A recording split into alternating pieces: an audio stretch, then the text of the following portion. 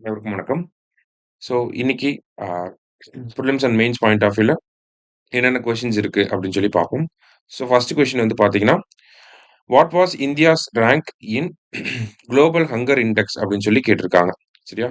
So உலகளாவிய பசி குறியீட்டுல இந்தியாவோட ரேங்க் என்ன அப்படின்னு சொல்லி கேட்டிருக்காங்க.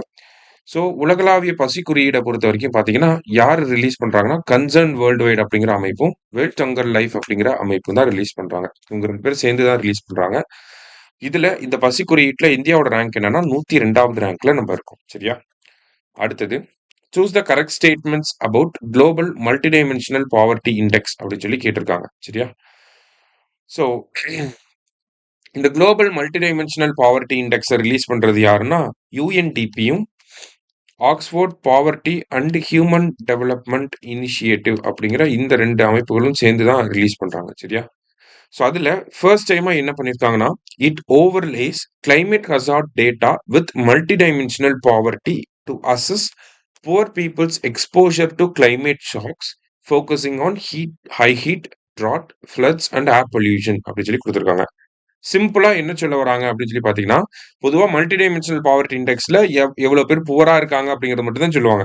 ஆனா இந்த டைம் என்ன பண்ணியிருக்காங்கன்னா, கிளைமேட் சேஞ்சஸ்னால ஏற்படக்கூடிய டிசாஸ்டர்ஸ், அதனால எவ்வளோ பேர் புவர் பீப்பிளா மாறுறாங்க. அந்த மாதிரி கிளைமேட் டேட்டாவையும், பாவர்ட்டி டேட்டாவையும் சேர்த்து வச்சு அசஸ் பண்ணியிருக்காங்க. ஓகேவா?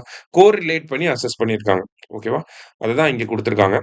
ஸோ செகண்ட் ஸ்டேட்மெண்ட்ல பார்த்தீங்கன்னா, nearly 99% of India's poor live in climate vulnerable regions அப்படின்னு சொல்லி குடுத்திருக்காங்க. ஓகேவா? இந்தியால இருக்கக்கூடிய புவர் பீப்புள்ல 99% பேர் எங்க இருக்காங்க? கிளைமேட் வல்னரபிள் ரீஜியன்ஸ் அப்படின்னா என்ன? அவங்க இருக்கக்கூடிய இடத்துல எல்லாம் அதிகமா ஹீட் வேவ்ஸ் வரலாம், அதிகமா ஃப்ளட் வரலாம், இல்ல ஏர் பொல்யூஷன் அதிகமா இருக்கும். இந்த மாதிரி கிளைமேட் வல்னரபிள் ரீஜியன்ஸ்ல தான் இந்தியாவுல இருக்கக்கூடிய புவர் பீப்புள் இருக்காங்க அப்படின்னு சொல்லி சொல்லியிருக்காங்க. இது இந்தியாவுக்கு மட்டும் இல்ல, வேர்ல்டு லெவல்ல கிளைமேட் வல்னரபிள் ரீஜன்ஸ்ல எவ்வளவு புவர் பீப்புள் இருக்காங்க அப்படிங்கிறதையும் ஸ்டடி பண்ணியிருக்காங்க. அதனாலதான் இந்த இடத்துல கிளைமேட் டேட்டாவையும் பாவர்ட்டியும் லிங்க் பண்ணி இந்த ரிப்போர்ட் வந்திருக்கு அப்படின்னு சொல்லி நம்ம படிக்கிறோம். சரியா? ஸோ போத் கரெக்ட் அப்படிங்கறத கரெக்ட் ஆன்சர். கேட்கலாம் மேபி. ஏன்னா ஃபர்ஸ்ட் டைமா இப்பதான் கிளைமேட் டேட்டாவோட சேர்த்து அசஸ் பண்றாங்க பாவர்ட்டியை. சரியா? அதனால மேபி கேட்கலாம். ஓகேவா? அடுத்தது choose the correct statements about indicators of global multi dimensional poverty index அப்படின்னு சொல்லி கேட்டிருக்காங்க. ஸோ அதுல இருக்கக்கூடிய குறிகாட்டிகளை பத்தி கொடுத்திருக்காங்க. அது நமக்கு தெரியும். Health, education, standard of living அப்படிங்கிறது நமக்கு தெரியும். இதை காலங்காலமா நம்ம படிச்சுட்டு வரோம். ஆனா இதுக்கப்புறம் மேபி இப்படியே கேட்கலாம், இல்லாட்டி இன்னும் கொஞ்சம் டீப்பா போயும் கேட்கலாம். ஹெல்த்துக்குள்ள எவ்வளவு டைமென்ஷன், ஹெல்த் டைமென்ஷனுக்குள்ள எவ்வளவு இண்டிகேட்டர்ஸ் இருக்கு, எஜுகேஷன் டைமென்ஷனுக்குள்ள எவ்வளவு இருக்கு, ஸ்டாண்டர்ட் ஆஃப் லிவிங்குள்ள எவ்வளவு இருக்கு அப்படின்னு சொல்லி கேட்கலாம். ஏன்னா ரீசெண்டா நமக்கு குரூப் 4 எக்ஸாம்ல வந்து பாத்தீங்கன்னா, மண்டல் கமிஷன் ரிப்போர்ட்ட வச்சு ஒரு கொஸ்டின் கேட்டிருந்தாங்க. அதுல என்ன பண்ணியிருப்பாங்கன்னா, மண்டல் கமிஷன் ரிப்போர்ட்ல சோசியோ, எக்கனாமிக், பொலிட்டிக்கல் அப்படின்னு சொல்லி பிரிச்சிருப்பாங்க. மொத்தம் 11 இண்டிகேட்டர்ஸ் இருக்கும். அந்த 11ம் ஒவ்வொன்னுத்துல எவ்வளோ இருக்கு அப்படின்னு சொல்லி கேட்டிருந்தாங்க. ஓகேவா? ஸோ அப்ப இதுக்கப்புறம் வரக்கூடிய இண்டிகேட்டர்ஸ் அப்படின்னு சொல்லி பார்க்கிறப்ப, இந்த மாரி இன் டெப்த்தா போய் கேட்கறதுக்கு வாய்ப்புகள் இருக்கு. அதனால இனிமேல் இண்டிகேட்டர்ஸ் படிக்கிறப்ப உள்ள போயும் நம்ம படிச்சுக்கணும். சரியா? அப்ப மல்டி டைமென்ஷனல் பாவர்ட்டி இண்டெக்ஸ்னா மொத்தம் 3 டைமென்ஷன் இருக்கு. Health, education, standard of living.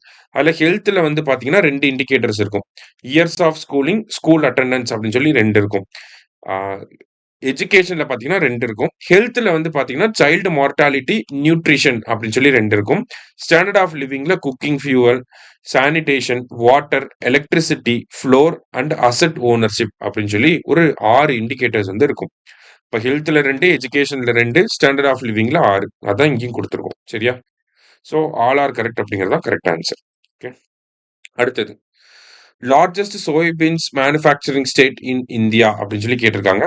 So யாருன்னா மத்திய பிரதேஷ் தான். டைரக்ட் கொஸ்டின் தான் இது. மத்திய பிரதேஷ் தான் வந்து சோயாபீன்ஸ் வந்து அதிகமா மேனுஃபேக்சர் பண்றது.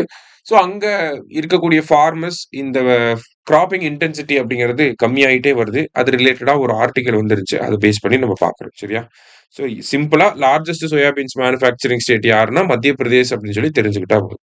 அடுத்தது cyclonic storm over the bay of Bengal is named as Montha. The name Montha was suggested by. Montha புயல் அதை பத்தி செய்திகள்ல பார்த்திருப்பீங்க. நீங்க நியூஸ் பேப்பர்லயுமே பார்த்திருப்பீங்க. இந்த மோந்தா புயலுக்கு அந்த மோந்தா அப்படிங்கிற பேர் வச்சது யாரு அப்படின்னா தாய்லாந்துல இருந்து பேர் வச்சிருக்காங்க. சரியா? ஸோ இன்னைக்கு 5 கொஸ்டின்ஸ் வந்து பார்த்திருக்கோம். தேங்க்யூ. சுரேஷ் IAS அகாடமி வெற்றியின் முகவரி.